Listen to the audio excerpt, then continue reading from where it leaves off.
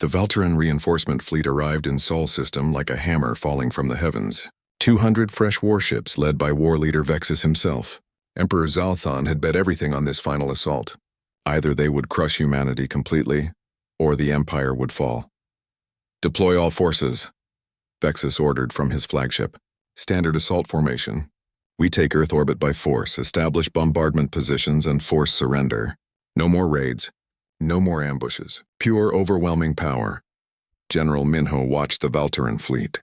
From his command center on Earth, he was a weathered man with scars crossing his face and hands that had held weapons more than they'd held anything else. He had fought in 3 wars before the Valterans came. Now he would fight in his last one. They're coming in confident, he observed. They think we're spent. That we've used everything we have. Should we show them otherwise? Asked his second-in-command. Minho smiled without humor. Yes, activate all defensive platforms. Wake up the sleeper weapons. And get me scientist Youngseo. Youngseo had never wanted to be part of a war. She was a physicist who had spent her career studying quantum mechanics and faster-than-light travel. She had protested military spending. She had advocated for peaceful exploration. And now she had become humanity's most dangerous weapon. Designer, the quantum disruption. Devices are ready, she reported to Minho. Her voice was steady, but her eyes showed the weight of what she had created. Once activated, they'll disable Valteran jump drives within a 10 million kilometer radius. They won't be able to retreat. How long will it take? Minho asked. 30 seconds after activation. But General, you understand what this means. We'll be trapping them here, forcing them to fight to the death or surrender. There won't be any middle ground. Good, Minho said coldly. They murdered 1,700 civilians with a plague. They wanted total war. Let's give it to them. The Valteran fleet advanced with perfect discipline. Vexus had learned from earlier mistakes. No more small detachments, no more isolated convoys. The entire fleet moved as one, sensors sweeping constantly, weapons ready for instant response. No human forces detected, reported his tactical officer. Space appears clear all the way to Earth orbit. Too clear, Vexus muttered. Stay alert. The humans are here. We just can't see them yet, he was right. Humanity had spent months seeding the solar system with weapons that looked like rocks, ice, debris. Thousands of platforms that had been drifting in silence waiting for this moment. When the Valteran fleet reached the activation point, they all woke up at once. The solar system erupted with fire. Asteroid-based mass drivers opened up, hurling projectiles at relativistic speeds. Kinetic missiles that had been hiding in Jupiter's orbit for decades launched toward their targets. Antimatter mines that looked like ice chunks detonated with the force of nuclear weapons. Laser batteries powered by solar collectors turned the void into a web of death. Evasive action, Vexus shouted as his fleet was suddenly under attack from every direction. Return fire. All weapons free. But the human weapons platforms were expendable. They fired once and were destroyed, but not before launching their payloads. The Valteran fleet took devastating damage in the first 90 seconds. Ships exploded, tumbled out of formation, or went dark as their systems overloaded. Jump drives are offline, shouted the tactical officer in panic. Some kind of quantum disruption. We can't retreat. Vexus felt ice in his stomach. The humans had trapped them. Now it would be a fight to the finish with no escape. All ships defensive formation. Prepare for... He never finished the order. General Minho's assault force hit them from their blind side. 300 breach pods launched from hidden positions, accelerating to impossible speeds. They looked like missiles until the last moment, when they deployed impact shields and crashed directly into Valteran ships. Minho led the first wave personally. His pod punched through the hull of Vexus's flagship and dumped 24 combat troops directly into the enemy command vessel. What followed wasn't war in the traditional sense. It was close-quarters slaughter in cramped corridors where the Valteran's superior numbers meant nothing. Humans had evolved fighting each other in trenches, cities, and buildings for thousands of years. They knew how to fight in confined spaces, how to use corners, doorways, and choke points, how to move as units so tight they breathed as one. The Valterans, used to ship-to-ship combat and orbital bombardment, were utterly unprepared. Minho's rifle barked in controlled bursts as his team advanced through the flagship. Valteran soldiers fell back in confusion. They had never fought an enemy that boarded their ships. It wasn't civilized. It wasn't how wars were conducted.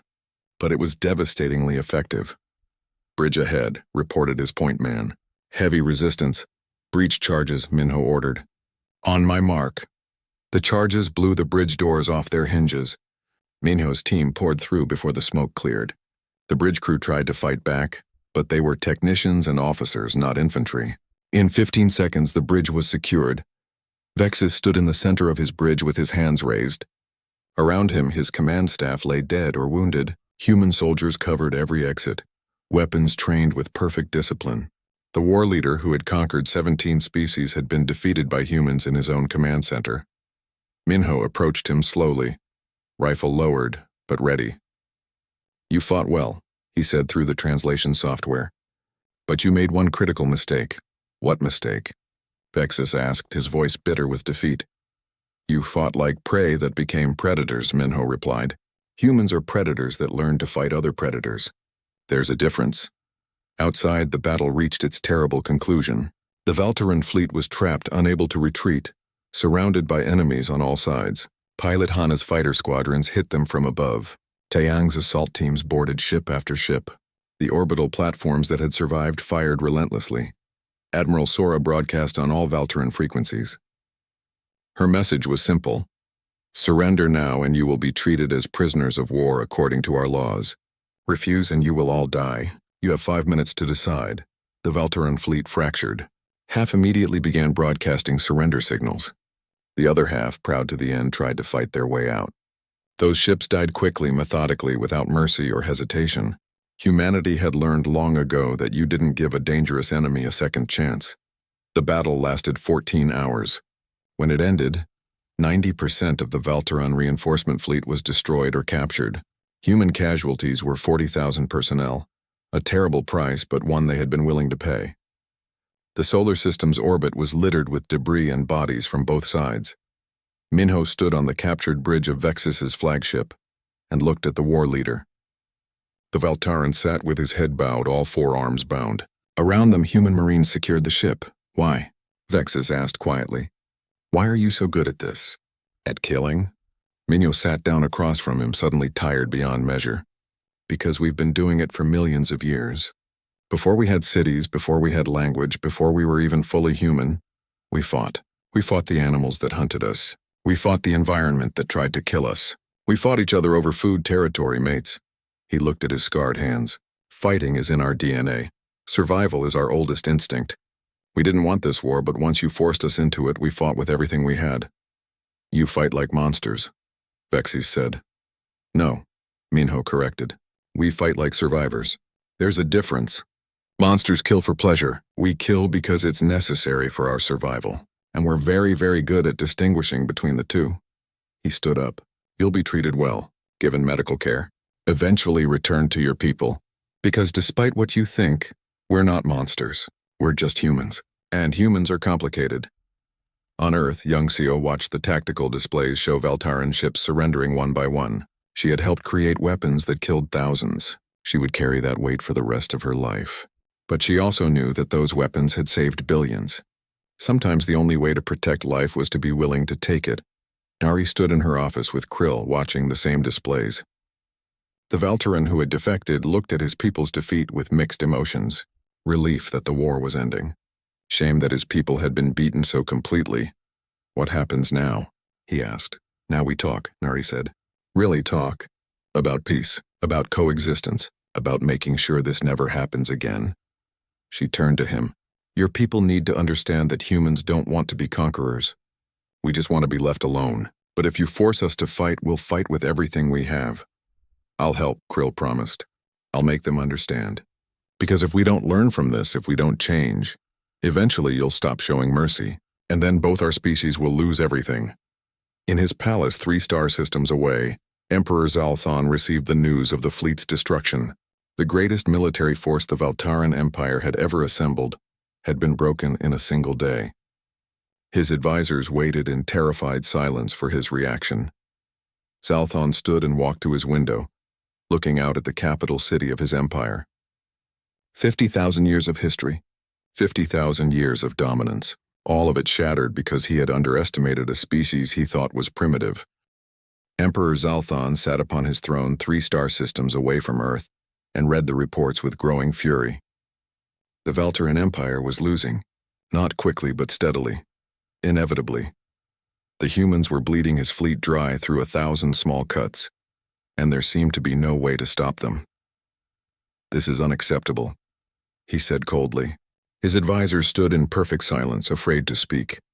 "We are the Valteran Empire. We have ruled the stars for 50,000 years. We will not be defeated by primitives who only left their planet a few centuries ago." His military advisor stepped forward carefully. "Majesty, perhaps we should consider withdrawal. We could classify Earth as a restricted world and—" "No." Zalthon's voice was absolute. "The entire Empire is watching.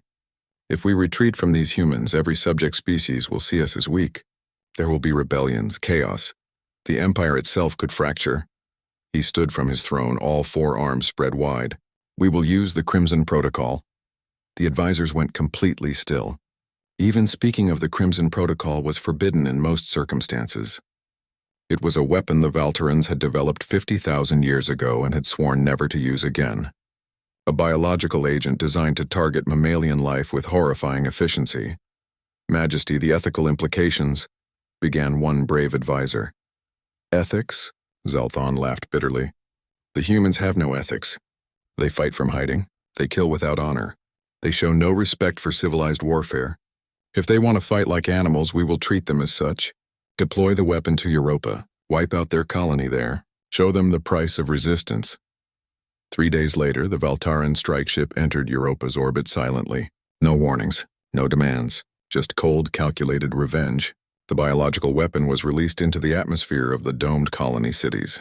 It spread quickly, riding the air circulation systems that kept the colonists alive.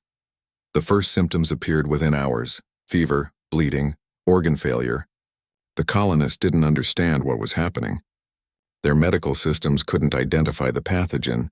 It moved too fast, mutated too quickly, killed too efficiently. Medic Jiho was on Europa visiting family when the attack happened. He had survived the lunar battle, and had been rotating back to Earth when his transport stopped at Europa for resupply. Now he found himself in the middle of a nightmare. The hospital was overwhelmed within the first day. Beds filled faster than they could be prepared. Bodies piled up faster than they could be moved. Jiho worked for 36 hours straight, trying to save whoever he could. But for every patient he stabilized, 3 more died.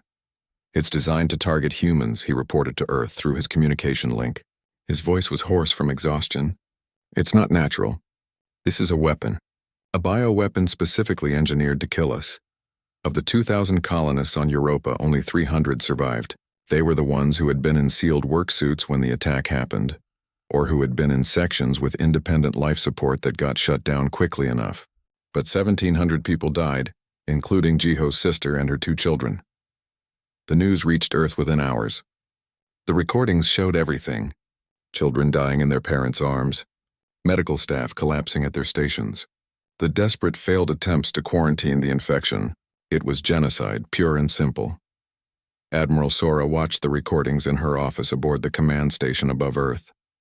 She was a small woman with iron-gray hair and eyes that had seen too much war.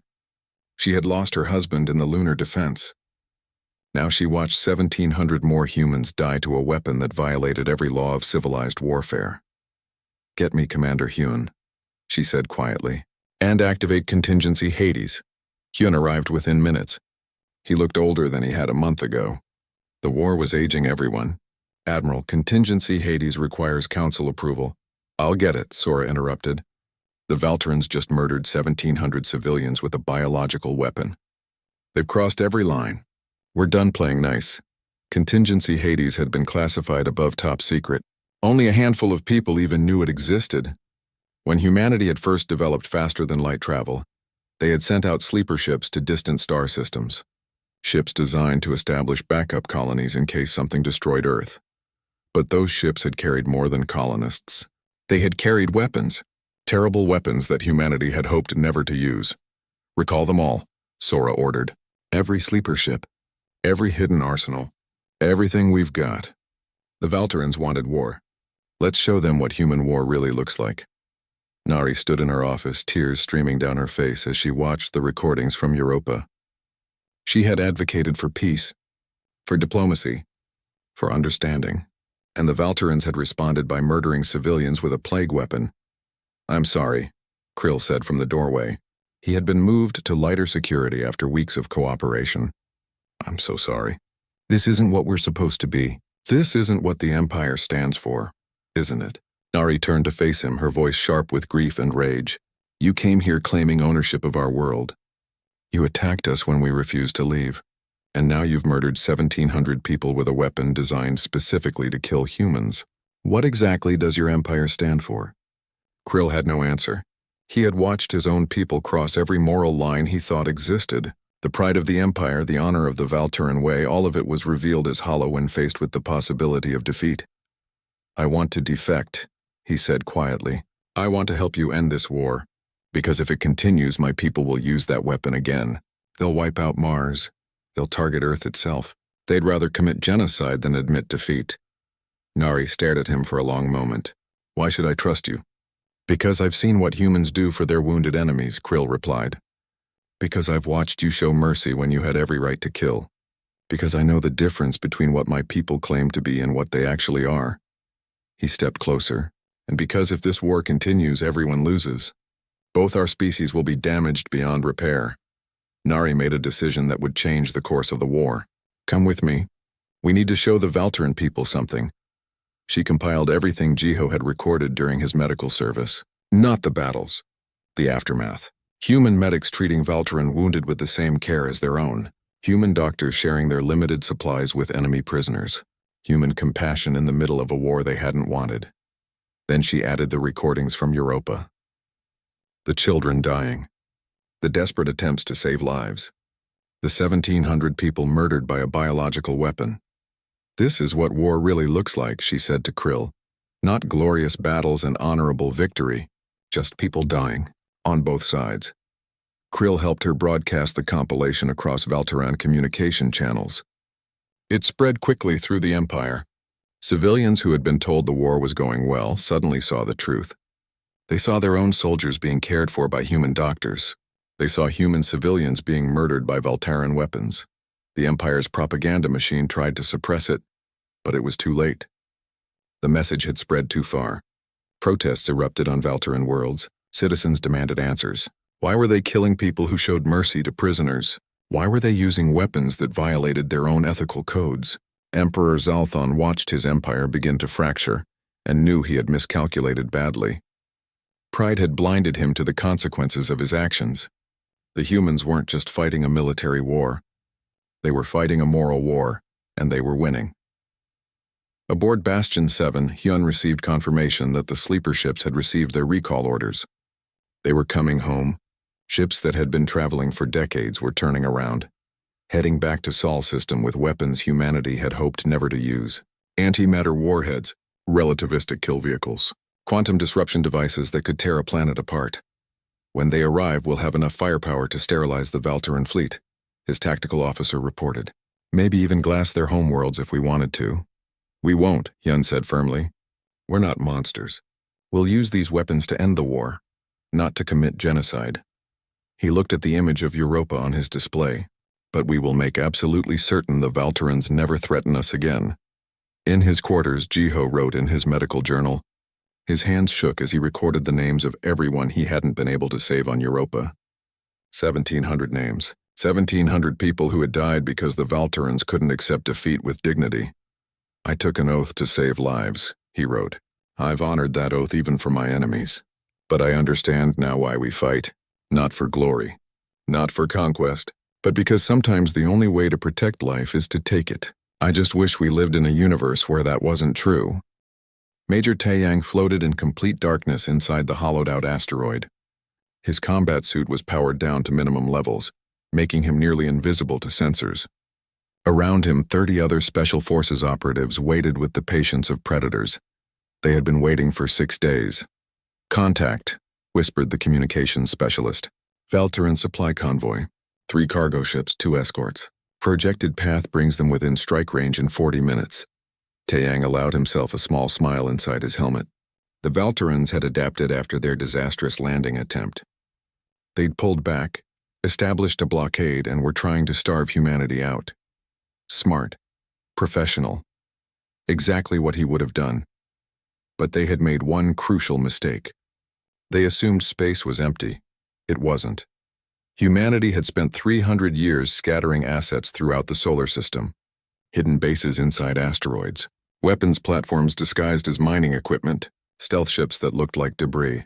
When you grew up on a world where predators hunted you, you learned to hunt back. "Wake up the engines," Taeyang ordered quietly. "Let's go hunting." The asteroid's interior hummed to life. Hidden thrusters pushed the rock into a new trajectory. To the Valterans, it would look like any of the millions of asteroids drifting through the belt. Just another piece of natural debris. War leader Vexus studied the tactical display aboard his command ship with growing frustration. He had been brought in from the Valteran core world specifically to end this conflict. His record was impressive. 17 campaigns, 17 victories. The humans should have been his 18th. Instead, they were proving maddeningly difficult. "The supply convoy reports all clear," his logistics officer reported. "No human vessels detected." Vexus nodded but felt uneasy. The humans weren't behaving like any enemy he'd encountered before. Most species, when facing superior numbers, either surrendered or fought openly. The humans did neither. They waited, they hid. They struck without warning and vanished before retaliation could be organized. "Increase sensor sweeps," he ordered. "I want full spectrum analysis on every object within 10,000 kilometers." But sensors couldn't detect combat suits powered down to near zero emissions. They couldn't distinguish a hollowed asteroid from a solid one. They couldn't see the humans until it was too late. Taeyang's asteroid drifted past the Valteran convoy, just another rock in the endless void. When they were exactly 900 meters from the nearest cargo ship, he gave the signal. "Execute." 30 combat sleds launched from hidden bays in the asteroid. They were small, fast, and completely silent in vacuum. The operatives rode them like ancient cavalry charging into battle. Except this cavalry moved at 300 meters per second and carried enough explosives to crack open a warship. The Valteran escorts detected them after 4 seconds. Too late. The sleds crashed into the cargo ships and clamped on with magnetic grips. Shape charges detonated, blowing holes through thick armor. The operatives poured inside before the Valterans even understood what was happening. Taeyang moved through the cargo ship's corridors with practiced efficiency. His rifle barked short, controlled bursts. Valteran crew members fell before they could raise weapons. It wasn't glorious. It wasn't fair. It was brutal, efficient killing designed to accomplish a mission with minimum human casualties. "Cargo hold secured," reported one of his team leaders. "Medical supplies, food, ammunition. Exactly what intelligence said we'd find." "Plant the charges," Taeyang ordered. 2 minutes, then we're gone." The Valteran escorts finally reacted, but by then the humans were already evacuating. The sleds launched back toward the asteroid, which had begun accelerating away on a pre-programmed course. The cargo ships exploded moments later, secondary blasts from their own ammunition stores making the destruction complete. Vexus watched the convoy's icons vanish from his tactical display. Gone. Just like that. He pulled up the battle recordings and watched them frame by frame. The attack had lasted 3 minutes and 17 seconds. The humans had lost 0 personnel. His convoy had lost 68 crew members and 3 ships' worth of critical supplies. "Analysis," he demanded. His tactical officer looked uncomfortable. "Sir, the attack profile is unlike anything in our combat databases. They use the environment as a weapon. They struck from concealment with overwhelming local superiority. They didn't engage our escorts at all, just hit the vulnerable targets and withdrew before we could respond." "Cowards," spat one of the other officers. "No," Vexus said quietly. He had seen true cowardice. This wasn't it. They're hunters, and they're very, very good at it. In orbit above Mars, pilot Hana sat in the cockpit of her fighter and watched the tactical display. The Valterans were trying to resupply their forward positions. 12 transport ships with heavy escort. They were being careful, using formations designed to protect against ambush. Smart, but not smart enough. "Ghost Squadron, this is Ghost Lead," she transmitted on tight beam. "Execute pattern Delta 7. Her squadron launched from hidden positions around Phobos. 50 fighters that looked like debris until they lit their engines. But they weren't alone. With them came 300 unmanned combat drones, each one identical to a piloted fighter. The Valterans saw 350 targets incoming. They opened fire with everything they had. prioritizing the larger concentrations. Their defensive fire was impressive, shooting down drones by the dozens. But that was exactly what Hana wanted. They were wasting ammunition on targets that cost humanity nothing. All fighters, pick your targets, she ordered calmly, while the Valterans focused on the drone swarm. Her actual pilots slipped through the defensive fire. Missiles launched. Torpedoes armed with nuclear warheads streaked toward the transport ships. Kinetic rounds moved too fast to intercept. Hana's fighter danced through enemy fire with practiced grace. She had 43 combat hours against the Valterans. More than any other pilot alive, she knew their tactics, their reaction times, their blind spots. She put a missile straight through the engines of a transport ship and watched it die. Go squadron, break and scatter. See you at the rendezvous. The fighters vanished back into the void before the Valteran escorts could organize pursuit. Behind them, 8 of the 12 transport ships burned. The remaining 4 had taken heavy damage. It was another victory, another supply line cut, another blow to Valteran logistics. Aboard his command ship, Vexus reviewed recordings of the battle. He watched the human fighters use drone decoys. He watched them strike from multiple vectors simultaneously. He watched them withdraw before his forces could respond effectively. They don't fight to win glory, he said aloud. His officers turned to look at him. They fight to kill. There's no honor in their tactics, no tradition, just pure efficiency aimed at destroying the enemy with minimum risk to themselves. Savages, muttered one officer. Vexus shook his head slowly. No, survivors, the worst kind of enemy, the kind that will do anything to win. He pulled up casualty reports. In 3 weeks of attempted blockade, the Valtaran fleet had lost 30% of its combat effectiveness. Ships damaged or destroyed, supply lines cut, personnel casualties mounting. Meanwhile, human losses were minimal. We're not fighting a civilization, Vexus realized with cold clarity. We're fighting a species that's been at war with itself and everything else for its entire existence. They've had millions of years to perfect the art of killing. In his cell on Earth, Krill sat with Nari during one of their regular sessions. His leg had healed well thanks to human medicine. He could walk again, though, with a slight limp. Nari had been interrogating him, but the sessions felt more like conversations. Why are you losing? She asked gently. Krill looked at her for a long moment. Because you don't fight the way we expect. The Valtaran way of war is about honor, about proving superiority. We announce our intentions. We give warnings. We fight openly. He gestured at the walls. You don't do any of that. You just kill us efficiently and move on. We didn't start this war, Nari reminded him. I know, Krill said quietly. That's what makes it worse. You don't want this war. You'd stop tomorrow if we left. But because we forced you to fight, you're doing it with every terrible tool you've developed. No hesitation. No mercy in combat. Just pure survival instinct backed by advanced technology and 10,000 years of military evolution. He leaned forward, his voice dropping. Nari, you need to understand something. The Valtaran Empire has fought 43 species. We've won every time because those species fought like us. With honor. With rules. With restraint. He met her eyes.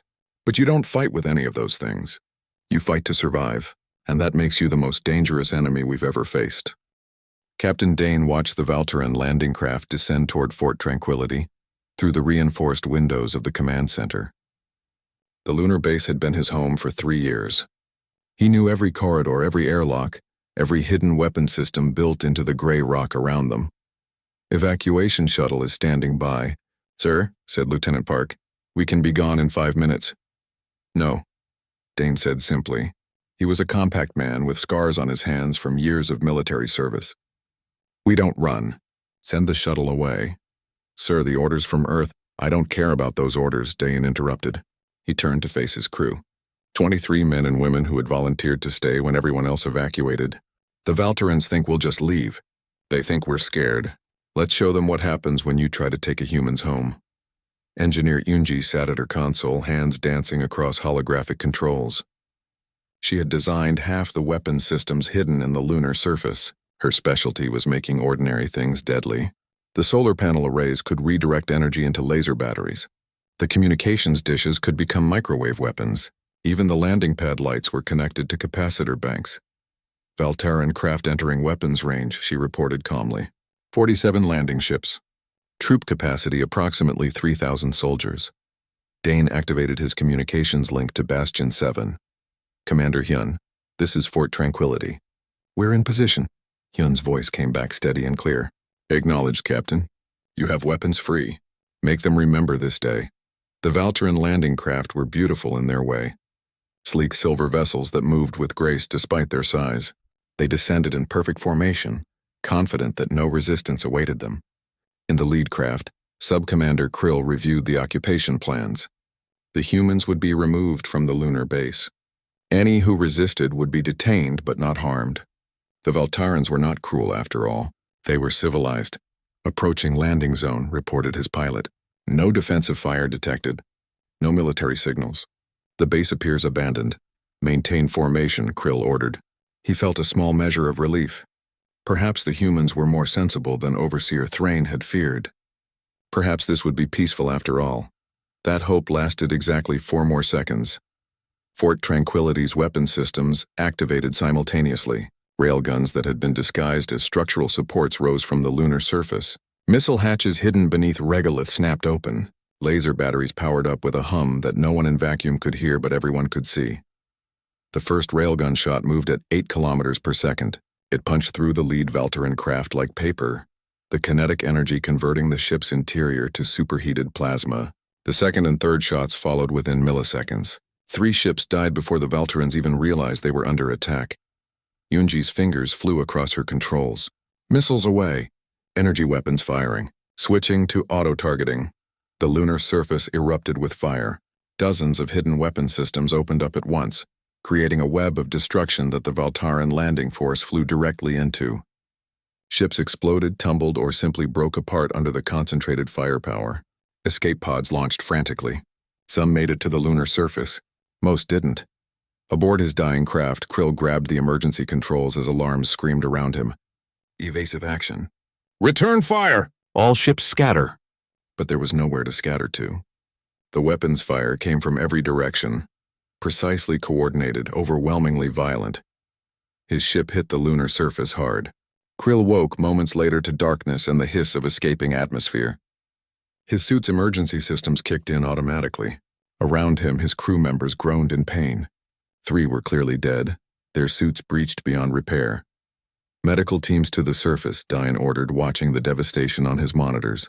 Take any survivors prisoner. Treat their wounded. Sir, shouldn't we just... Park started to ask. We're not murderers, Dane cut him off. We fight when we must. We show mercy when we can. Those are the rules. From Bastion 7, Hyun watched the battle end. 47 landing craft had entered lunar space. 11 had been completely destroyed.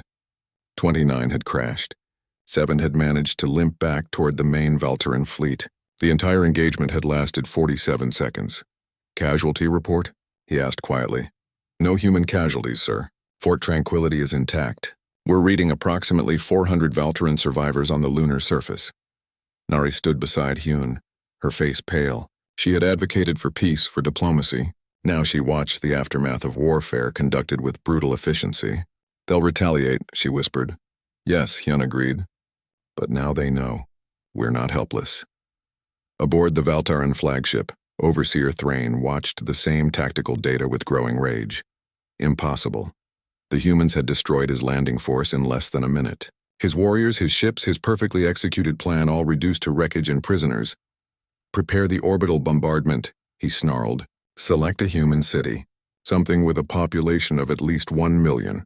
We will show them the price of resistance. Sir, perhaps we should reconsider. His tactical officer began. Do it, Thrain roared. Fire on my mark.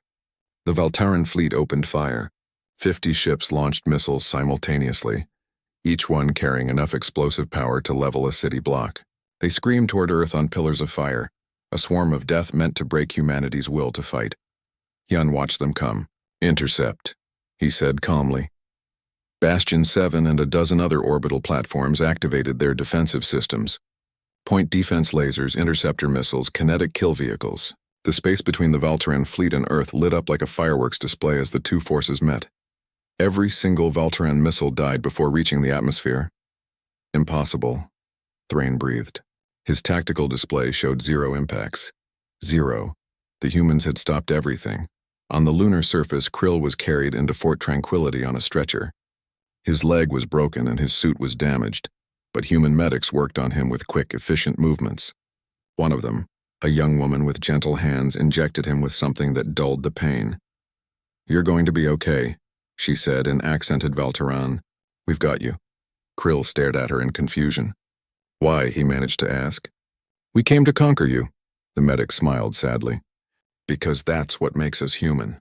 We fight like demons when we must, but we're still human." In the medical bay, Krill watched as human doctors treated Valteran wounded alongside their own personnel. They used their limited medical supplies on enemy soldiers. They stabilized critical injuries with the same care they would show their own people. It made no sense. In Valtaran culture, defeated enemies were left to their fate. "Victory earned you rights. Defeat earned you nothing. Your people are strange," he said to the doctor treating him. The doctor, an older man named Jiho, nodded. "We've been called worse. But here's what you need to understand about humans. We're really, really good at killing.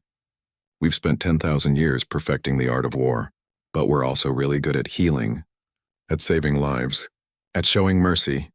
He finished setting Krill's leg. "We don't want this war, but if you force us to fight, we'll fight with everything we have."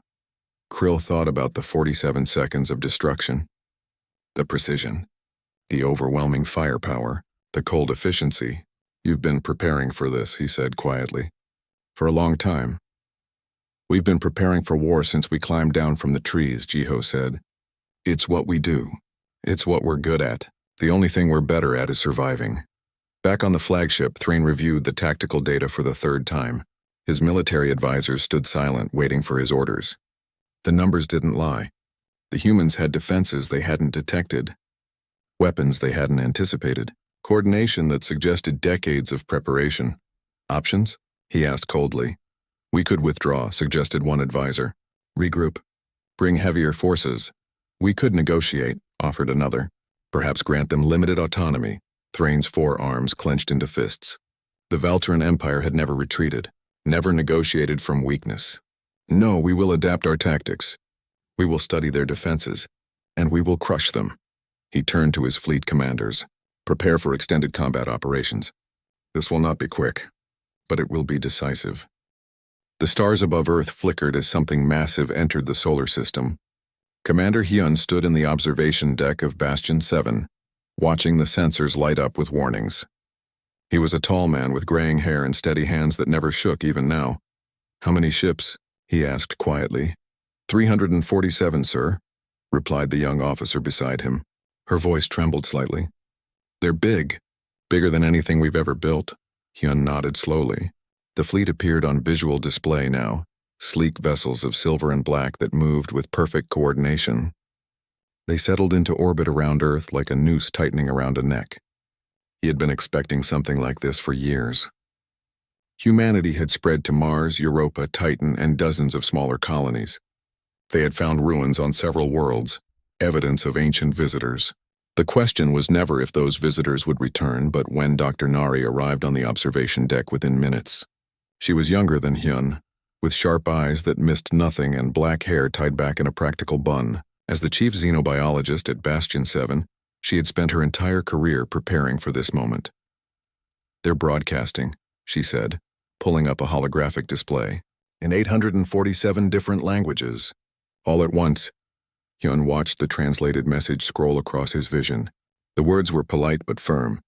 The Valteran Empire had returned to reclaim their property.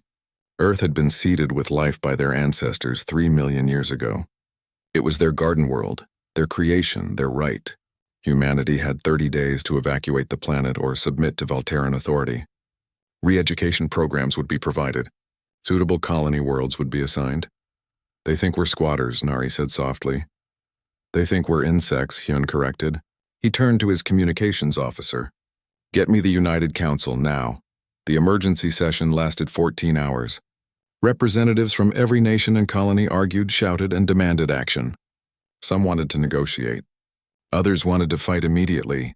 A few suggested surrender might be the logical choice against such overwhelming force. Hyun sat in his quarters after the meeting, exhausted. The council had decided to send diplomatic envoys while quietly preparing defenses. It was a compromise that satisfied no one but gave them time. His personal terminal chimed. A message from his daughter on Mars. "Dad, are we going to be okay?" He stared at the message for a long time before typing his response. "Yes, I promise." It was a promise he intended to keep, no matter the cost. 3 days later, Nari stood in the diplomatic shuttle approaching the Valteran flagship. She wore formal robes and carried data drives containing everything humanity wanted the Valterans to know about their civilization, culture, and achievements. The shuttle docked with barely a shudder. The Valteran who met her was tall and thin, with pale blue skin and 4 arms. Overseer Thrain wore armor decorated with medals and insignia that meant nothing to Nari.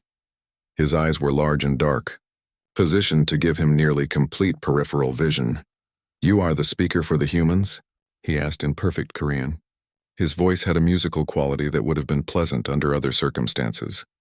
"I am Dr. Nari, representative of Earth's United Council," she replied in English, letting the translation software handle the conversation. "I'm here to discuss the terms of your claim." Thrain led her through corridors of the massive ship. Valteran crew members stopped to stare at her as she passed. Some made gestures she couldn't interpret. The meeting room was vast and empty except for a table and chairs clearly designed for Valteran physiology. "There is nothing to discuss," Thrain said as they sat. "We have been generous with 30 days. Most species receive only 1 week." "Most species?" Nari asked carefully. "The Valteran Empire spans 200 systems," Thrain explained. "We have encountered 43 intelligent species. All have accepted our guidance. You will too." Nari opened her data drives and projected images of human civilization. Cities, art, music, scientific achievements, medical advances. She showed him the Mars colonies, the underwater cities in Europa's ocean, the solar collectors around Mercury. She talked for 3 hours about humanity's progress, culture, and dreams. Thrain listened with what appeared to be polite interest. When she finished, he leaned forward with all 4 arms resting on the table. "Impressive," he said, "for primitives. But you must understand, Dr. Nari. You are children playing in our garden. Beautiful children, perhaps, but children nonetheless. The Valteran Empire has existed for 50,000 years. You have had civilization for what? 10,000? We were traveling between stars when your ancestors were still living in caves. That doesn't give you the right to take our home," Nari said quietly. "Rights?" Thrain's expression shifted into what might have been amusement. "We created the genetic base that evolved into you. Every cell in your body exists because of Valteran science. That gives us every right." He stood, signaling the meeting was over. "You have 27 days remaining. Use them wisely." Back on Bastion 7, Nari reported everything to Hyun and the Council. The diplomatic route had failed.